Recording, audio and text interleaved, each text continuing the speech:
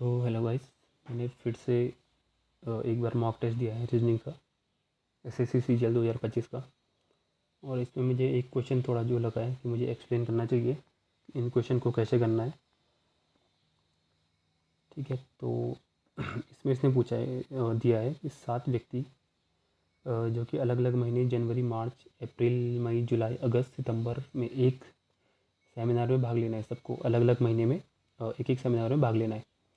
उनमें से प्रत्येक 7 अलग अलग व्यवसाय में काम करते हैं, जो कि है एक दंत चिकित्सक, यानी कि एक डेंटिस्ट है, एक शल्य चिकित्सक है, एक पुलिस अधिकारी है, एक मुक्केबाज है, एक पत्रकार है, एक गायक है और एक इंजीनियर है।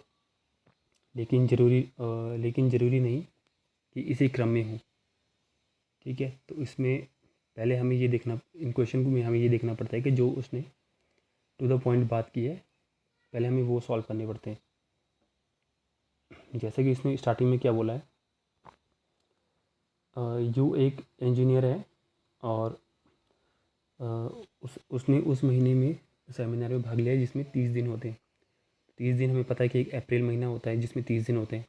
बाद बाकी जनवरी, मार्च, मई, जून और जुलाई, अगस्त, ये जुलाई है, जून तो दिया नहीं है, इसमें 31 दिन होते हैं। और एक सितंबर होता है जिसमें 30 दिन होते हैं। ठीक है, तो पहली लाइन जो हमें उसने टू द पॉइंट दी है ये हमें पता है। उसके बाद उसने बोला है कि ये वाली लाइन, आर यू के बाद सेमिनार में भाग लेता है। अगर मैं यू को यहाँ पे रखता हूँ नीचे, तो इसके बाद आर आना चाहिए, लेकिन आर के लिए जगह नहीं है, यानी कि मुझे यू को यहाँ पे रखना पड़ेगा। ठीक है, आर भी देखते हैं, आर इनके बाद कहाँ आता है। उसने ये बोला कि आर यू के बाद भाग लेता है। आर यू तुरंत बाद नहीं बोला उसने, ठीक बाद नहीं बोला। ठीक है, फिर उसने क्या बोला, शल्य चिकित्सक इंजीनियर के ठीक बाद भाग लेता है, यानी कि यू है, यू हमारा इंजीनियर यहाँ पे गिवन है। ठीक है, ये इसका कोड होगा यू, और यू के हमारा इंजीनियर है। ठीक है, तो ई जी कर देता हूँ मैं शॉर्ट में। इसके बाद यहाँ पे ये हमारा शल्य चिकित्सक है। ठीक है, शल्य कर देता हूँ। इसके बाद हमें देखना है कि इसने पूछा क्या है, मतलब हमने इसमें फाइंड क्या करना है। इसमें बोला इसने कि मई में सेमिनार में भाग कौन लेता है, जनवरी, मार्च, अप्रैल, मई। ये तो हमें पता चल गया कि शल्य चिकित्सक लेता है। अगर ऑप्शन में गिवन होता कि शल्य चिकित्सक, पुलिस अधिकारी, ये सब जो कि इनके प्रोफेशन है, फिर तो हमारा आंसर यहीं पे मिल जाता है। लेकिन इसने कोड कोड पूछा है कि एस है, यू है, क्यू है, आर है। तो यू तो नहीं हो सकता क्योंकि यू इंजीनियर है, तो ये यहाँ पे गलत हो गया। देन इसके बाद इसने क्या बोला है, मुक्केबाज जो है वो मार्च में सेमिनार में भाग लेता है। मार्च में ये है, यहाँ पे मुक्केबाज है, तो एम यू कर रहा हूँ मैं, मुक्केबाज को मैं कर रहा हूँ एम यू शॉर्टकट में।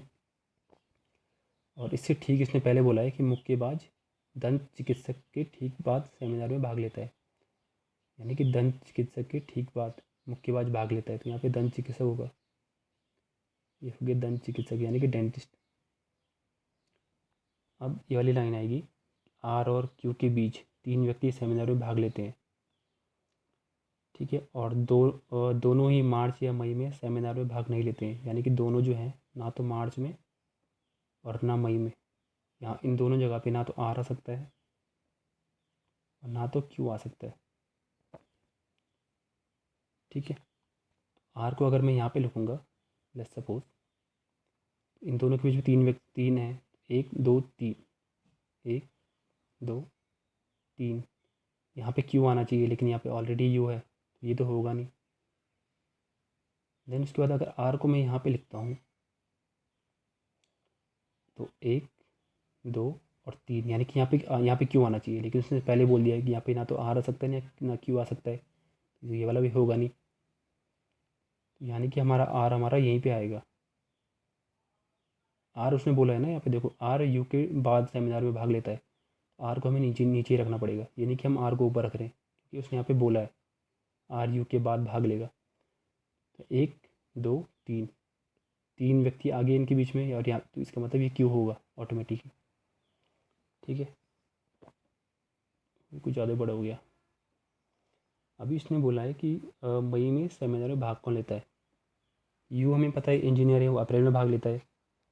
जनवरी में हमें पता चल गया कि क्यू भाग लेता है, तो क्यू भी गलत हो जाएगा। आर जो है इसका प्रोफेशन हमें पता नहीं है अभी, लेकिन ये जुलाई में भाग लेगा तो ये भी कट होगा।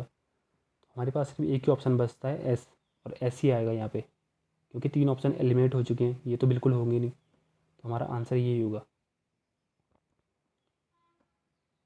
तो इस ऐसे क्वेश्चन को मतलब पूरा हमें सॉल्व नहीं करना है, बस हमें ये देखना है कि इसने पूछा क्या है। अगर कुछ पॉइंट को सॉल्व करके, जैसे मैंने यहाँ पे कुछ पॉइंट मैंने सॉल्व किए हैं, इनको सॉल्व करके मेरा आंसर आ रहा है और बाकी जो 3 ऑप्शन है वो मैंने एलिमिनेट कर दिए हैं, तो हमें इसमें ज़्यादा टाइम नहीं लगाना है। जो ये मॉक टेस्ट है इसमें मैंने यही देखा है कि बाकी सारे क्वेश्चन तो ईजी हैं, एक यही क्वेश्चन था जो थोड़ा हार्ड था, जिसमें आपको टाइम लग सकता है। मुझे यहाँ पे 3 मिनट लगे हैं करने में, तो इन सब बातों का आपको ध्यान रखना है। तो मिलते हैं नेक्स्ट वीडियो में।